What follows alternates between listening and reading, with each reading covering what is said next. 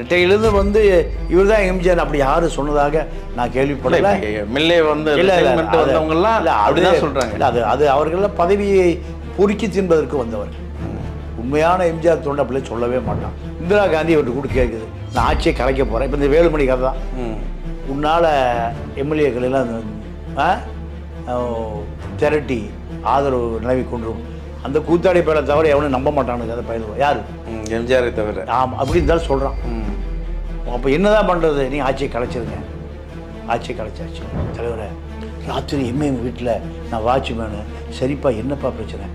கருணாநிதி போனார், பின்னாடியே நம்ம கட்சி நாஞ்சில் போனார்.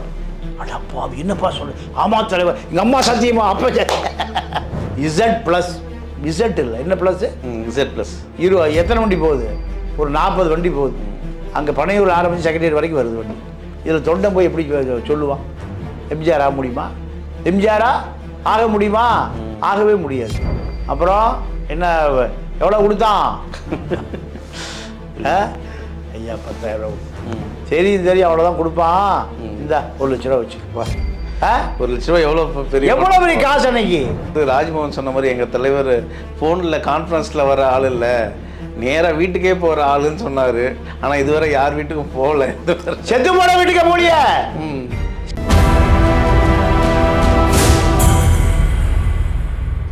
நியூஸ்மேட் நேயர்களுக்கு வணக்கம். இன்றைய நேர்காணலில் நம்மோடு இணைந்திருக்கிறார் மூத்த பத்திரிகையாளர் திரு தமிழா பாண்டியன் அவர்கள். வணக்கம் சார். வணக்கம் சார். எம்ஜிஆர் லெகசி, எம்ஜிஆருக்குன்னு ஒரு தமிழ்நாட்டில் ஒரு பெரிய லெகசி, தமிழ்நாட்டோட இந்தியா முழுக்க ஒரு எம்ஜிஆர் என்ற ஆளுமை என்று இன்னும் மறையாத ஒரு பொக்கிஷம் எம்ஜிஆர் என்ற பெயர். அதை விஜய் அவர்கள் முறியடிக்க வந்திருக்கார். அந்த இடத்துக்கு மக்கள் பேசுகிறாங்க, ஒரு எம்ஜிஆரை தன்னை பார்க்குறாங்க. அதிமுகவிலேருந்து வெளியே வரவங்கலாம் எங்கள் தலைவர் தான் ஒரு அப்படின்ற இடத்துல பேசுகிறாங்க. எப்படி பார்க்குறீங்க அதை? இல்லை, நீங்கள் உங்கள் கேள்வியே முதல்ல தவறு. அதாவது இரட்டை இலைக்கு ஓட்டு போட்ட யாரும் அவன் மாற்றி வாழ்நாள் ஓட்டே போட மாட்டான். இல்லை, அவன் ரெட்டை இலைக்கே போட்டுக்க மாட்டான். இதுதான் ரெட்டை இலை.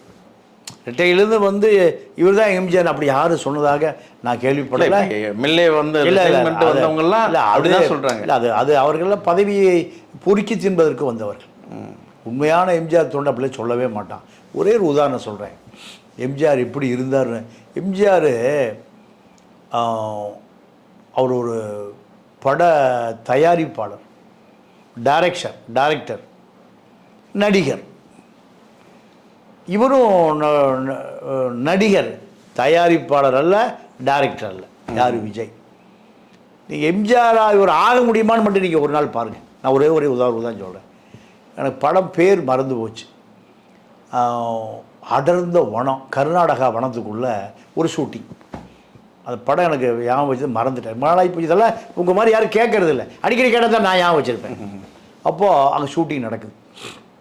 அடர்ந்த, இன்றைக்கெல்லாம் போக்குவரத்து ஈஸியாக இருக்குது, செல்ஃபோன் இருக்குது இல்லையா? நீங்கள் ஒரு 25, அது ஒரு 40, 50 வருடங்களுக்கு முன்பு எம்ஜிஆர் 87 இறந்துட்டார். 77 சினிமாவில் நடிக்கிறது விட்டுட்டார். அப்போ 77க்கு முன்னாடினா அது ஒரு 30, 50 வருஷம், 55 வருஷம் முந்தி சாப்பாட்டுக்கு உட்கார்றார். எம்ஜிஆர் என்ன பண்ணுவார், தன் தொழில்நுட்ப கலைஞர், லைட் பாயிலிருந்து கேமராமேன்லேருந்து எல்லாம் ஒன்றா தான் உட்காந்து சாப்பிடணும், ஒரு பழக்கம். அப்போது எங்கள் தரையில் உட்காந்து தான் இலை போட்டு சாப்பிடுவாங்க. சாப்பிடும்போது பார்க்குறாரு, ஒரு 4-5 இலையில் மட்டும் சிக்கன் பீஸ் இருக்குது, மீதி இடத்துல இல்லை. ஏன் அவங்களுக்குலாம் இல்லைன்னு கேட்குறாரு. இல்லையா, கொஞ்சமாக தான் வாங்கிட்டு வந்தேன், கிடைக்கல. இங்கே என்ன பண்ணார், கிடைக்கல. அப்படி இலையை மூடி வச்சு, நாளைக்கு எல்லாருக்கும் சிக்கன் இருந்தால் ஷூட்டிங், இல்லைன்னா பேக்கப் பண்ணி போயிட்டார். எவ்வளோ ஒரு உயர்ந்த மனிதன்னு பாருங்கள். அப்போ போய் மேலே போய் படுத்துட்டார், பழத்தை சாப்பிட்டு படுத்துட்டாராம். எல்லாம் பதறாங்களாம், நாளைக்கு எல்லாருக்கும் ஒரே மாதிரி சாப்பாடு வந்தால் நான் மேக்கப் போட்டுக்குவேன், இல்லைன்னா மேக்கப்பே இல்லைன்னு. தயாரிப்பாளர் எத்தனை மணி அப்படி ஷூட்டிங் முடியும் போது 10:30, 11 ஆகி போச்சு. அதுக்கு மேலே எங்கே போய் அந்த கோழியை பிடிப்பார். கோழியை இப்போ பிடிக்கணும்னா ஏறக்குறைய ஒரு 100 கிலோமீட்டர் வரணுமா, எங்கே? காட்டில் இருந்து அந்த கோழியை வாங்கிட்டு இங்கே வர்றதுக்குள்ளே விடிஞ்சு போயிடும். அப்போ என்ன பண்ணாங்க, அந்த ஷூட்டிங் ஆட்கள், அந்த ஸ்டண்ட் மாஸ்டர் இருப்பாங்கள்ல, பக்கத்தில் எங்கேயாவது கிராமம் இருக்கும், அந்த கிராமத்தில் போய் எவனாவது கோழி பண்ண வச்சுருப்பான், அது கோழி எல்லாம் வீட்டில் கோழி வச்சுருப்பான், அது போய் பிடிச்சிட்டு வந்துருக்கன்ட்டாங்க. ஏன்னா காலையில் 6 மணிக்கு ஷூட்டிங்கு, 4 மணிக்கு கோழி குழம்பு வைக்கணும். அப்போது இந்த ஸ்டண்ட் நடிகர்கள் பூரா என்ன பண்ணான், பக்கத்து கிராமத்தை விசாரிச்சிருக்கான். விசாரிச்சு இந்த கோழி கூடு, இந்த கோழி கூண்டு இருக்கிறத பூரா பிடிச்சிருக்கான். இப்படி 2-3 கோழி கூண்டுலேருந்து ஒரு 10-20 கோழி பிடிச்சாச்சு. எல்லா வீட்லேயும் கிராமங்களில் 5-10 கோழி இருக்கும். ஊரே குத்திட்டி கடப்பார எவ்வளோ திருட மாட்டான, கோழி திருடா ஊரை ரவுண்ட் அப் பண்ணிடுச்சு. ரவுண்ட் அப் பண்ணி பிடிச்சி கட்டி வச்சுட்டானுங்க. யாரை? Stunt master. அவனுங்களே 4 பேர் அடிப்பானுங்கல்ல.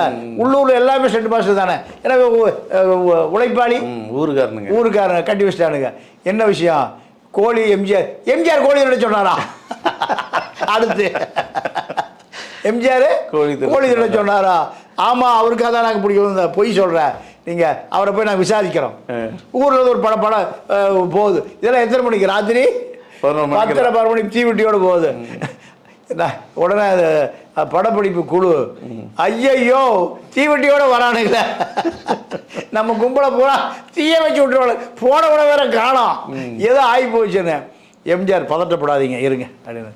அப்போ தீவெட்டி தலைவன் வந்து கூப்பிட்டு, என்ன உங்கள் பேரை சொல்லி ஊரில் கோழியெல்லாம் திருடிவிட்டானுங்க. தப்பு, பணத்தை நான் கொடுத்துட்றேன். என்ன பணமாக கொடுக்குறேன்? பணம் வேண்டாம், உங்களோட நாங்கள் படம் எடுக்கணும். அவனுடைய எம்ஜிஆர் இருக்காருன்னு நாங்கள் நம்பவே இல்லை. நாங்கள் உங்களோட படம் எடுக்கணும், கோழியெல்லாம் கொடுத்துட்றோம், நாளைக்கு ஷூட்டிங்னு பார்க்கணும், தாராளமாக பாருங்கள்.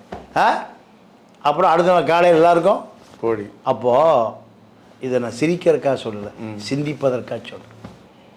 என்ன காரணம்? மக்களோடு மக்களாக இருந்தால் வாழ்ந்தார். மக்களோட மக்களாக. இன்னொரு உதாரணம் சொல்கிறேன். நாஞ்சில் மனோகரன் கேள்விப்பட்டிருக்கீங்களா? ஆமாம். நாஞ்சில் மனோகரன் ஒரு மந்திர கோல் மைனர். இந்திரா காந்திக்கு நெருக்கம். குவாலியர் ராணி ராஜமாதா சிந்தியா தான் இந்த வீடு கட்டி கொடுத்தாங்க, தெரியுமா? அவருடைய வீடு இருக்குல்ல எங்கள் புரசவாக்கத்தில், அந்த வீடு அந்த அம்மா தான் சந்தனம் தேக்கெல்லாம் கொடுத்து கட்டி. அப்போது இவர் ஒரு உண்மையாகவே ஒரு மைனர்.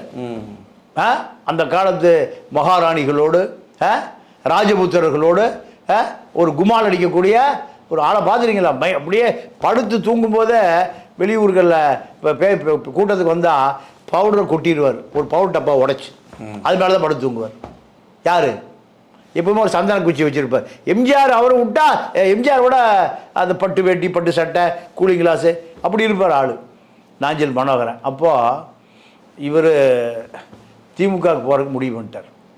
திமுகவுக்கு போகிறதுக்கு முடிவு ஏன் திமுகவுக்கு போகிறதுக்கு முடிவு பண்ணிட்டாருன்னா, இந்திரா காந்தி ஆட்சியை கலைக்க போகுது 80. இந்திரா காந்தி இவர்கிட்ட கூட கேட்குது, நான் ஆட்சியை கலைக்க போகிறேன். இப்போ இந்த வேலுமணி கதை தான். உன்னால் எம்எல்ஏக்கள் எல்லாம் திரட்டி ஆதரவு நிலவி கொண்டு அந்த கூத்தாடி பயிலை தவிர எவனும் நம்ப மாட்டானுங்க அதை பயிலுவோம். யார்? எம்ஜிஆரை தவிர. ஆமாம், அப்படி இருந்தாலும் சொல்கிறான். அப்போ என்ன தான் பண்ணுறது? நீ ஆட்சியை கலைச்சிருங்க. ஆட்சியை கலைச்சாச்சு. அப்போது ஆட்சியை கலைச்சி முடிஞ்சது. இவர் உடனே இந்த செய்தி எம்ஜிஆருக்கு தெரியுது. எம்ஜிஆர் கூப்பிட்டு கேட்குறாரு, அண்ணன் என்னென்ன இந்திரா காந்தி உங்கள்கிட்ட ஆட்சியை கலைக்கிறன்னு கூப்பிட்டு கேட்டாங்களாமே, நீங்கள் எனக்கு சொல்லாமல் விட்டீங்களேன்னு. இல்லை, இப்படி தான் கலைக்க போகிறாங்க, இதை சொல்லி சமாளிக்கிறார்.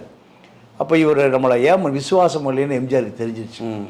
தெரிந்த பிறகு இவர் என்ன பண்ணுறாரு, கருணாநிதி போலான்னு முடிவு பண்ணிட்டார். எம்ஏஎம் ராமசாமி செட்டியார் வீட்டில் கருணாநிதி இவரும் சந்திப்பதற்கு ஒரு ஏற்பாடு. இரவு 12 மணிக்கு. இரவு 12 மணிக்கு. அப்போது எம்ஏஎம் ராமசாமி அது பெரிய அரண்மனை தெரியுமில்ல, இன்னைக்கு செட்டிநாட்டு அரசர்கள் தான் அரண்மனை. அப்போது கருணாநிதி கார் முன்னாடி போகுது, அந்த வாட்ச்மேன் திறந்து விட்றான், தூக்கி விட்றான். அது இப்போ போகிறது தான். அடுத்து கொஞ்ச நேரத்தில் யார் கார் போகுது? நாஞ்சில் மனோகரன் கார் போகுது. அவன் பார்க்குறான், ஓ நாஞ்சில் மனோகரன் கருணாநிதி சந்தித்து பேச போகிறாங்க, நம்ம தலைவனுக்கு சரி சொல்லு துரோகம் பண்ணுறாங்கப்பா. அவன் அவன் அவன் எம்ஜிஆர் தொண்டன். யார்? இந்த வாட்ச்மேன் கேட்டு திறந்து விட்றவன். எம்ஜிஆர் விசுவாசி. அன்னைக்கு டியூட்டி முடிஞ்சது, நைட் டியூட்டி அவனுக்கு. இரவு காவலாளி வேலை முடிஞ்சது. டியூட்டி முடிஞ்ச உடனேயும் சைக்கிளில் நேராக போகிறான். எங்கே? தலைவர் ராமாவரம் தோட்டத்துக்கு போகிறான். நீ எப்படி ஒரு நெட்வொர்க் வச்சுருந்தாரு பாருங்க எம்ஜிஆர். போகிறான். தலைவர் தலைவர் என்னடா எங்கேருந்து போயிருக்க சைக்கிளில்? இங்கேருந்து ராமாபுரம் தோட்டம் ஏன்னா ஒரு 15 கிலோமீட்டர் வரும். ஏறி மிதிச்சா பெட்டெல்லாம் பிரிச்சுட்டு போயிருக்கோம். வேர்க்க போய் பார்க்கணும். என்னையா விஷயம்? தலைவர் இன்னும் எந்திரிச்சிருக்க மாட்டார, ஏதாவது பேப்பர் இல்லை, நான் பார்த்தாகணும். அப்போ தலைவரை யாரும் ஒரு தொண்டை விறுவிறுத்து சைக்கிள் ஏதோ ரகசியமாக உங்களை சரி கூட்டிகிட்டு வான். தலைவரை ராத்திரி எம்ஏஎம் வீட்டில் நான் வாட்ச்மேனு. சரிப்பா, என்னப்பா பிரச்சனை? கருணாநிதி போனார், பின்னாடியே நம்ம கட்சி நாஞ்சில் போனார். அடாப்பா என்னப்பா சொல்லு? ஆமாம் தலைவர், எங்கள் அம்மா சத்தியமா அப்போ சரி சாப்பிடு. காலையில் சுட இட்லி கோழி குழம்பு இருக்கிற ஒரே இடம் எம்ஜிஆர் வீடு தான். ராமாவரம் தோட்டம். சாப்பிட்டியா? ரைட்டு. அவனுக்கு செலவுக்கு பணம் கொடு. வேண்டாம், பேசாமல் வாங்கிட்டு போ, வீட்டுக்கு பிறந்து கூடியதான் வாங்கிட்டு போ. போன பிறகு நாஞ்சில் ஃபோன் பண்ணி காலைல சாப்பாட்டுக்கு வந்துடுங்களாங்கன்னார். அவர் ஒன்றா கிளம்பி வாரார். நைட் எங்கள் மீட்டிங்கே கருணாநிதி கூட. காலையில் 10 மணிக்கு எம்ஜிஆர்கிட்ட சாப்பிட்டுக்கு. இப்படி எம்ஜிஆர் எப்போவுமே நல்ல வயிறு நிறைய போட்டுருவார்.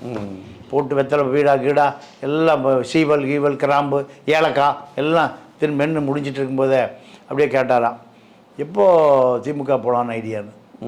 என்ன தலைவர், ராத்திரி கருணாநிதி பார்த்து பேசுகிறீங்களே, அடுத்த ஷாக்கு.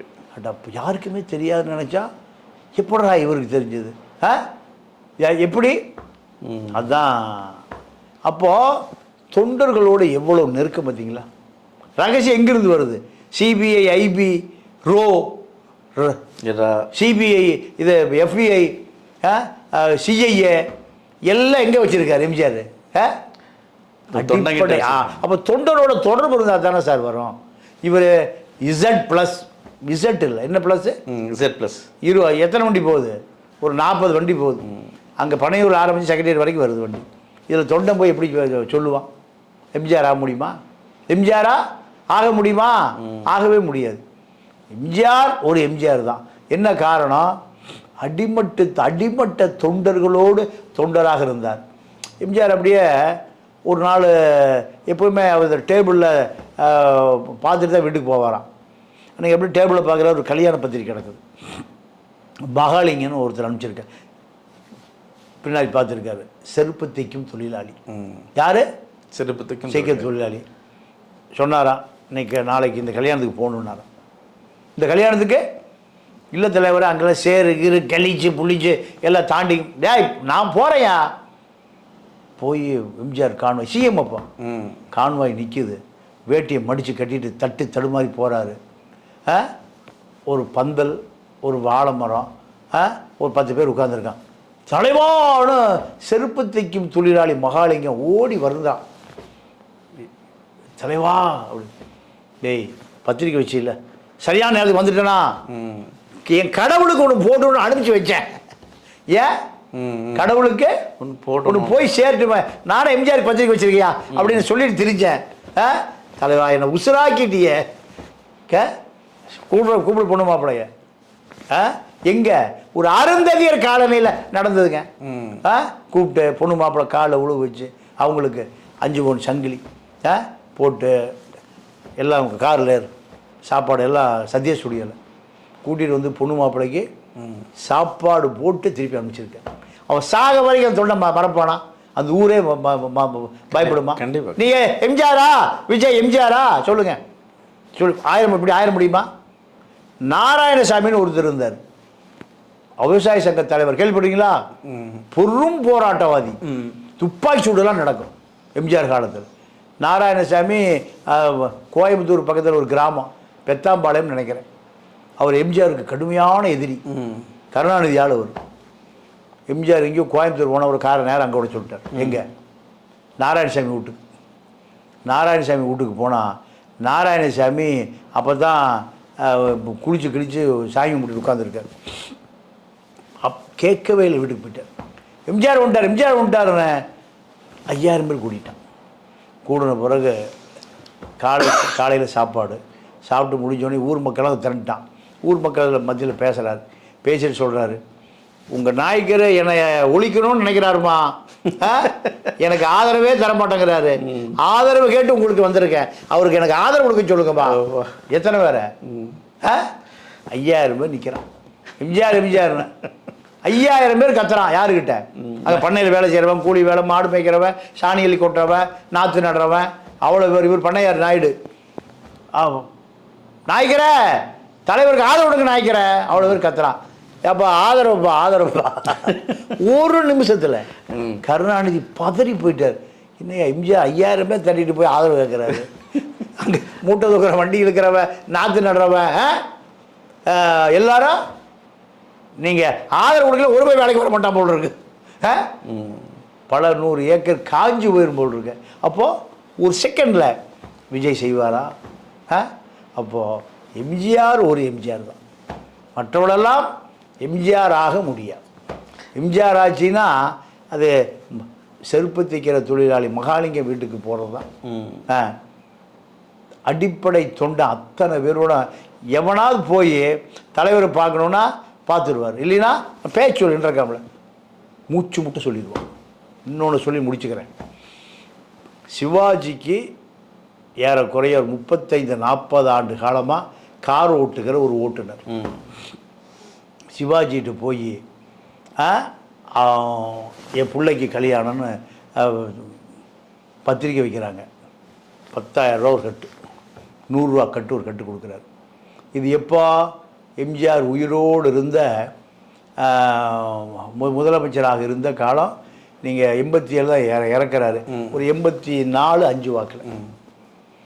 அப்போது அவன் பார்க்குறான், அந்த காலத்தில் மண்டபம் பிடிக்கணும், பிள்ளைக்கு ஒரு 10 சவரன் போடணும், புடவை எடுக்கணும், 10,000 ரூபா பத்தாது.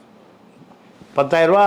நீங்கள் சிவாஜி டிரைவர்னால் ஒரு குறைஞ்சி ஒரு 500 பேர் வருவோம் இல்லையா? கண்டிப்பாக. ரசிகர் பண்ணுறான் அவன். 500 பேருக்கு ஒரு ஆளுக்கு சோறு போட்டால் ஒரு 50 ரூபாய்க்கு சோறு போடணும். இந்த காலத்தில் 50 ரூபா சோறு, 100 ரூபா சோறு. அப்போ பத்தாது. வெளியில் 2 பேரும் வர்றாங்க. பொண்ணு அவங்க அப்பன் அம்மா எல்லாம் சிவாஜி வீடு வெளியே வராங்க. வந்து என்ன பண்ணுறதுன்னு தெரியல. ஆட்டோ டிரைவர் சொல்கிறான், ஏயா கவலைப்படுற, எம்ஜிஆர் வீட்டுக்கு வாயா போகலாம். ஓட்டுற டிரைவர் யாருக்கு? சிவாஜிக்கு. எங்கே போகிறாங்க? எம்ஜிஆர் வீட்டுக்கு. நேராக எம்ஜிஆர் வீட்டுக்கு விட்றாங்க. விட்டோடனே மாதிரி ஏதோ பேர் கண்ணப்பனா முனியப்பனா ஏன்னா எம்ஜிஆரும் காரில் போவார், சிவாஜி. அப்போ 2 பேர் காரும் அந்த எங்கே நிற்கும்? போட்டிக்குள்ளே நிற்கும், எங்கள் ஸ்டுடியோக்களில். அப்போ இவர் டிரைவர் பேசிக்குவான். அப்போ நம்ம டிரைவர்னால் அவர் டிரைவர். அப்போ அவர் பழக்கமாயிரும். அப்போ நேராக அங்கே விடுறாங்க ராமாவரம் தோட்டத்துக்கு. போனே தலைவர் மாதிரி சிவாஜி டிரைவர் முனியப்பனா வந்திருக்காங்க. உடனே பா என் பிள்ளை கல்யாணம், பிள்ளைங்க கூப்பிட்டு பாபா மேலே பா போய் எல்லாம் கும்பிட்டு விழுகிறாங்க. அப்புறம் என்ன எவ்வளோ கொடுத்தான்? ஐயா 10,000 ரூபா. சரி அவ்வளோதான் கொடுப்பான். இந்த 1 லட்ச ரூபா வச்சுக்கப்பா. 1 லட்ச ரூபா எவ்வளோ பெரிய காசு அன்னைக்கு. நல்லா சீரு சிறப்பாக செய்ய, கண்டிப்பாக என்ன கூப்பிடுவான். அவனும் வருவான், சிவாஜி என்னையும் கூப்பிடுவான், நானும் வருவேன். நான் கொடுத்து சொல்லாத, நான் கொடுத்தத சொல்லாத. 500 பேர் 1000 பேர் வருவான், கட்சிக்காரன் பூரா வருவான். நல்ல சாப்பாடு போடும். சிவாஜி ரசிகர் பண்ணுறான். சிவாஜி டிரைவருடைய கல்யாணம் யார் காசில் நடக்குது? எம்ஜிஆர் காசில். எம்ஜிஆர் காசு. அது காங்கிரஸ்காரன், இவன் அதிமுககாரன். இப்படி அடுக்கிட்டே போகலாம். இதில் எங்காவது ஒரு சதவீதம் விஜய் காமிங்க. விஜய் காமிங்க. இல்லை, எங்கள் தலைவர் ராஜ்மோகன் சொன்ன மாதிரி எங்கள் தலைவர் ஃபோனில் கான்ஃபரன்ஸில் வர ஆள் இல்லை, நேராக வீட்டுக்கே போகிற ஆளுன்னு சொன்னார். ஆனால் இதுவரை யார் வீட்டுக்கும் போகல. செத்து போன வீட்டுக்கு போலிய. செத்து மரணம் அடைந்த 41 குடும்பத்துக்கு இன்னைக்கு வரைக்கும் இரங்கல் தெரிவிக்கலையே. அவனுக்கு வீட்டுக்கு அரசு வேலை கொடுக்கலையே, அவனை கூப்பிட்டு பார்க்கலையே. சொல்லுங்க. தேர்தலுக்கு முன்னாடியும் சொன்னார், வெற்றி பெற்றுட்டா எல்லாரும் வீட்டுக்கும் நான் வரேன் அப்படின்னு. இன்னைக்கு வரைக்கும் போல அவனுக்கு அரசு வேலை கொடுக்கணுமா இல்லையா? உங்களுக்காக தானே உயிரை விட்டான் அவன். உங்களுக்காக தானே சார் உயிரையே விட்டான். கரூர் சம்பவம் தான் ஒரு திருப்பு முனையே தமிழ்நாட்டு உலக வரலாறே அப்படியே யாரியா விஜய்னு கேட்டான். அதனால் எம்ஜிஆருடைய ஒரு தூசாக கூட வர முடியாது. எம்ஜிஆர் அவர் பிரபாகரன் உலகத் தலைவன். அப்போ ஒரு மனசுலேருந்து தான் அந்த வார்த்தையை சொல்லியிருக்காரு. என் ரத்தத்தின் ரத்தங்களே அப்படின்ற வார்த்தை வந்து எம்ஜிஆருக்கு ஏற்ற வார்த்தை. ஆமாம் ஆமாம், உயிர் உயிர் உயிரை கொடுப்பானே. அதாவது நீங்கள் எம்ஜிஆரை பற்றி அடிக்கிட்டே போகலாம். எம்ஜிஆரை இணையாக விஜய் இல்லை கஜய் யாரும் வர முடியும். வாழ்நாளில் நீங்கள் யாழ்ப்பாணத்தில் செலவைக்கலாம் சார். இராணுவம் வருது அந்த யாழ்ப்பாண நகராட்சியில், அந்த சிலையை எடுத்து பத்திரம் ஒழிச்சு வச்சிடலாம். பல ஆண்டு காலம் யுத்தம் முடிந்த பிறகு அந்த சிலை பத்திரமா எடுத்து வல்வெட்டித்துறை நகராட்சிக்கு முன்னாடி எம்ஜிஆர் சிலை வச்சான். சிவாஜிலிங்கம் தான் இன்றைக்கி பாதுகாத்து வச்சுருக்காரு. இங்கே நடக்குமா? ஒரு பெரிய ஒரு புரட்சி குழு, விடுதலை புலிகள் இயக்கம், இவ்வளோ பெரிய வளர்ச்சிக்கு யார் காரணம்? எம்ஜிஆர் தான் காரணம். பல கப்பல் ஆயுதம், ஒரு கப்பல் 2 கப்பல், பல கப்பல் நிறைய ஆயுதம். இங்கே நடக்குமா? மத்திய அரசு கிடக்குது, அவன் பார்த்துக்கிறேன். அரசு பணம் தானே கொடுக்கக்கூடாது, சொந்த பணம் தரையா? நடக்குமா? அதனால் எம்ஜிஆர் ஒருவர் தான் வரலாற்றில். கருப்பு எம்ஜிஆர் கிடையாது, மஞ்ச எம்ஜிஆர் கிடையாது, கோட்டு போட்ட எம்ஜிஆர் கிடையாது, கோட்டை கழட்ட எம்ஜிஆர் கிடையாது. ஒரே எம்ஜிஆர் தான். வெள்ளை தொப்பி, கருப்பு கண்ணாடி, ஜிப்பா, அதுதான் உருவம். அந்த உருவத்தை எடப்பாடியே வச்சு பார்க்குறாரு. பொருந்துமான அது பொருந்தாது. எத்தனை தலைவர் வந்தாலும் எம்ஜிஆருக்கு ஈடாகாது. எம்ஜிஆர் லெகசி தான், அவருக்குன்னு ஒரு தனிப்பெரும்பான்மை. நன்றி சார். நன்றி, வணக்கம்.